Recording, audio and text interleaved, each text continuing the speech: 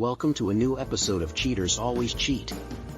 Like, subscribe, and share to stay connected. Never thought I'd be here, but yet here I am. This weekend, my wife, 38F, and our daughter, 13F, went to visit her mom. I couldn't go because I couldn't get the time off work, and we decided it would just be a girls' weekend for them. I'm a firefighter in a large southern city, and I'm on a call and gearing up when our dispatcher calls in to tell me that there is some emergency. I'm not really needed on the work call, so I get my cell phone and find a bunch of texts from my kid and a couple from a number I don't have in my phone. In the course of about 11 text messages, I learned that my daughter has gone ice skating and fallen and broken her wrist. She's in the emergency room, but cannot get treatment because no one can find my wife. The number that I don't know belongs to a friend of my wife's who has gone to the emergency room to sit with my kid. She was the chaperone for the girls who had gone skating. So I call this friend, and after a lot of hemming and hawing, she admits that wifey has gone to dinner with some random guy. Well, we always leave our location shared with the family because of my job. And sure enough, I pull up an address and Google it, and it's a hotel. This was 10 p.m. It's now almost 4 hours later, and she hasn't answered my texts. But she did finally call our kid. I have permission and insurance information, and she got a cast and a referral to see an orthopedist when she gets home. The friend took our daughter back to her grandmother's and texted me. She said, "I'm sorry you had to find out this way about that guy. Apparently, it's been going on every time she's gone home that I haven't gone. Meanwhile, I've worked countless hours of overtime to pay off our house, take us on nice vacations, send our daughter to the most expensive private school in our city. I'm a fool. Spoke with a lawyer, as many of you suggested. During that conversation, I realized that she doesn't really have a lot of access to money that is hers. Removed her as an authorized user of my credit cards. Put two-factor authentication on just about anything else that she might try to get her hands on. Pulled my credit report to discover that she opened a joint credit card I didn't know about. Since I'm on the account as well, I was able to log in and print out the charges. A basically perfect timeline of restaurants and hotels that she has paid for. Turns out she also has accounts on Tinder and Bumble, which showed up when I combed through the last few phone bills.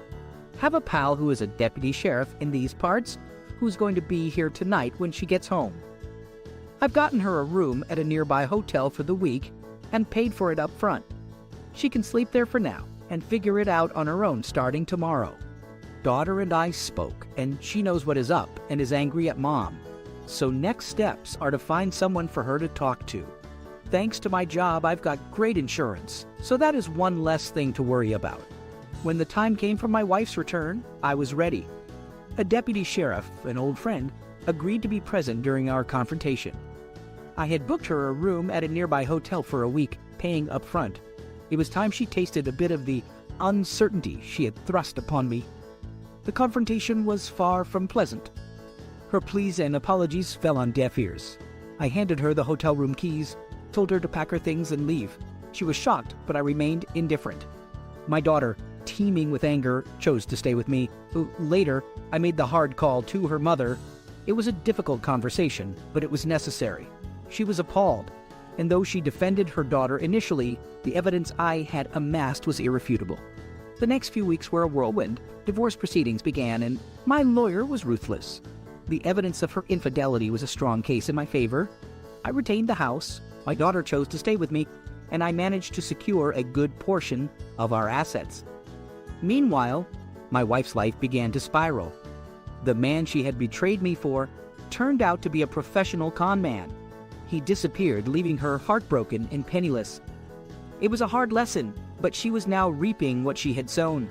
The revenge I sought came in an unexpected form. I had managed to safeguard my interests, protect my daughter, and expose my wife's infidelity. She was left to face the consequences of her actions while I began to rebuild our lives. It wasn't an easy journey. The pain of betrayal lingered, but I was determined to move forward. I invested time in healing, in reconnecting with my daughter, and in learning to trust again. In the end, the best revenge was not in causing her pain, but in showing her that she had not broken me. I emerged from the storm stronger and more resilient, ready to face whatever life had in store.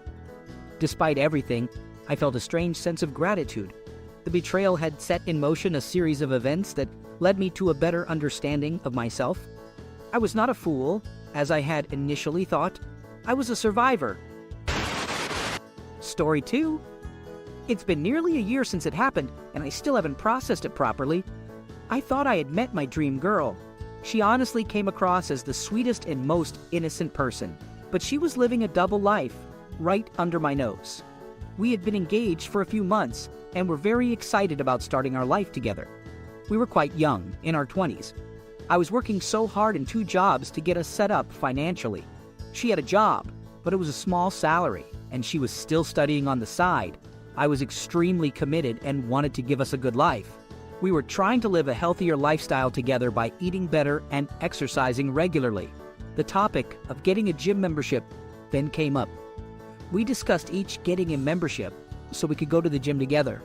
Anyway, then, one day she told me out of the blue that she had signed herself up at a different gym instead of the original one we planned on going to. I didn't think much of it and didn't mind. I thought it was a bit weird, but I was happy to gym alone at the original one. Her new gym was too far away from where I lived. We weren't living together. So a little while goes by, about a week. She's gone to the gym a few times.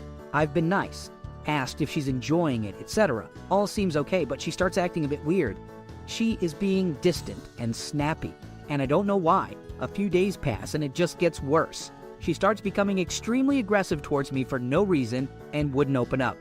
This started to give me a very suspicious feeling, and I wanted to figure out what was going on. So I did some digging and remembered that she logged in onto her Instagram a while ago on my computer. I checked and thankfully still had access to her account, but what I found was horrifying. I found a long chat between her and a guy who worked at the gym. The chat spanned over a week or so and started fairly casual, like, "Thanks for helping me sign up," etc. But then it got very explicit very quickly. I had to read about the things they wanted to do to each other and then the things they did do to each other. And guess where they hooked up? In the gym's office. I was disgusted, shocked, and literally sick to my stomach. I phoned her immediately and told her what I found and that it was over. She first denied it, but when she realized I saw the chat, she just hung up on me. Also, I don't mean this in a nasty way, but the guy she hooked up with was really not a typically attractive guy. I'm a good-looking guy. Tall, green eyes, dark hair, and toned. She went for a slob over me, and I can't understand why. I then phoned her parents to tell them what happened. At first, they said, "That's impossible. She's nothing like that." I then sent them the chat. After they took a while processing it, they tried to shift blame onto me. They said I neglected her and was too busy with work. WTF? I was working hard to provide for her. In the aftermath, I realized that I couldn't just let things slide. I was hurt, but more than that, I was furious. This wasn't just a simple mistake. She had crossed a line that could never be uncrossed, and I was determined to ensure she faced the consequences. My first step was to hire a private investigator. I wanted irrefutable proof, something that no one could deny. I wanted to expose her for who she truly was. The private investigator was an old friend from school who had started his own agency. I briefed him about the situation, and he agreed to help me out. He trailed her for a week, gathering evidence of her infidelity. The damning piece came when he managed to record a video of her with the gym guy, clearly in a compromising position. The video was grainy, but there was no mistaking who it was. Armed with the evidence, I decided to expose her publicly. I remembered that she had logged into her Facebook account on my laptop a while ago, so I logged back in. My heart pounded as I uploaded the video with a caption that simply read, "Wedding's off." I hit post and sat back, waiting for the fallout. Within minutes, the video had started to garner views and comments. Friends and family expressed their shock and disbelief, some defending her, others calling her out. I watched as the numbers climbed, the reactions pouring in.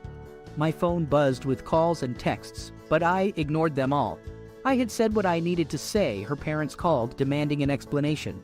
I told them to check their daughter's Facebook page. The line went silent, then clicked off. Hours later, there was a frantic knock at my door. It was her.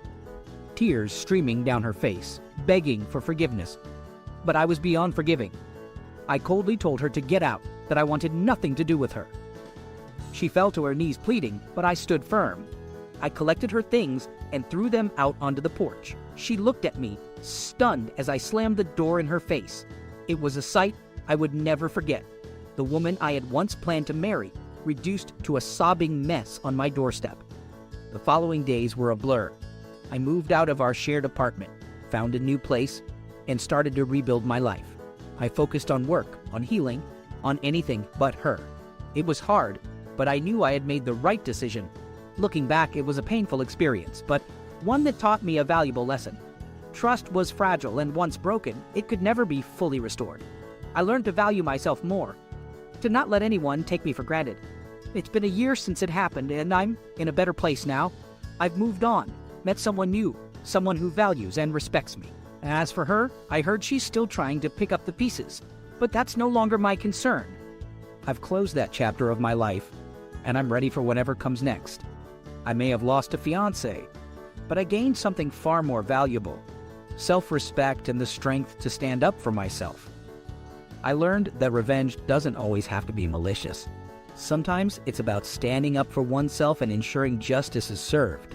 In the end, I got my revenge, not by sinking to her level, but by rising above it. Story 3. Hello everyone, I'm currently dealing with a highly distressing situation and could use some advice. I've been in a relationship with my girlfriend for nearly 3 years now, and I've also had a close friend for about 2 years. Yesterday, I had plans to hang out and grab a drink with my buddy, just to unwind and enjoy the evening. During our hangout, my girlfriend texted asking if she could join us. We agreed, and the three of us had a decent time together. Later, we decided to head back to my friend's studio apartment. On the way, I shared some of my personal insecurities, like feeling awkward about my thinning hair and my discomfort with the idea of three-way, which I find off-putting. Once we were at the apartment, we all settled in to watch a series together. At some point, I dozed off, and when I woke up, I noticed my friend continuously stroking my girlfriend's arm. I expressed my discomfort to my girlfriend, but the exhaustion got the best of me, and I fell back asleep. My friend was getting ready for bed, and I noticed he had changed into a silk robe, which was unusual, as he had been wearing casual clothes before. This struck me as a red flag. I was so tired that I drifted back to sleep. Suddenly, I woke up to the bed moving and the sound of heavy breathing. I was paralyzed as I realized what was happening. I rushed to the bathroom, attempting to gather my thoughts and decide on my next move. Ultimately, I chose to pack up my belongings and leave. While I was packing, my girlfriend went to the bathroom and I confronted my friend, accusing him of being disrespectful. He responded with a weak apology, but it meant nothing to me. When my girlfriend returned to the room, I ended our relationship then and there. I left hastily, my belongings in tow. She followed me, pleading to escort me home and ensure my safety, but I declined.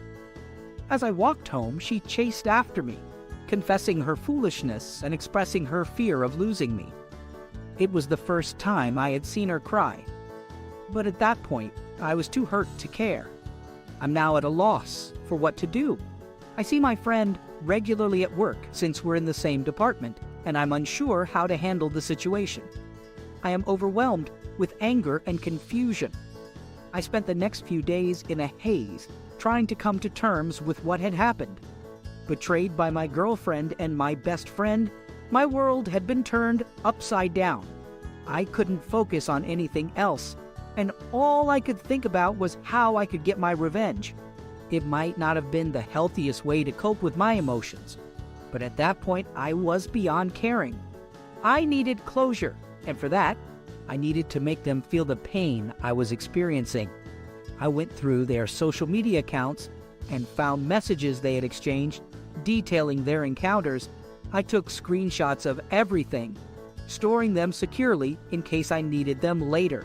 As I dug deeper, I discovered that their affair had been going on for far longer than I had initially suspected. I began to devise a plan. I wanted to expose their deceit in a way that would cause them both public humiliation, but I also wanted to be subtle about it. I decided to create a fake social media account using an alias that would be untraceable back to me.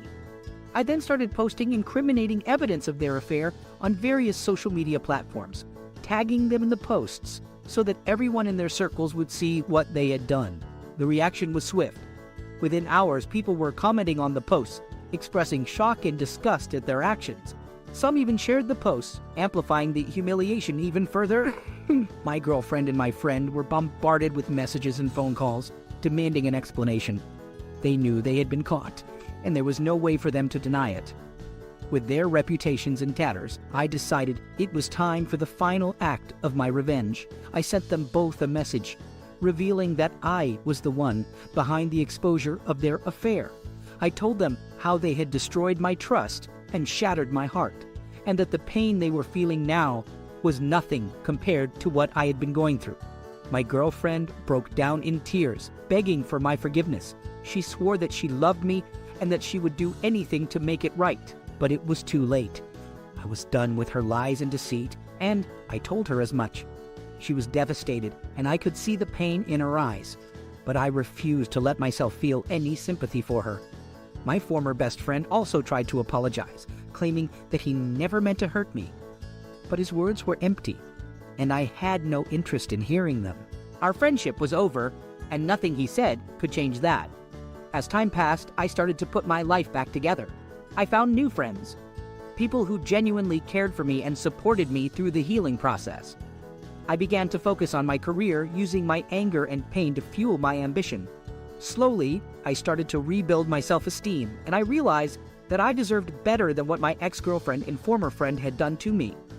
And as for my ex-girlfriend and my former best friend, their lives continued to spiral downward.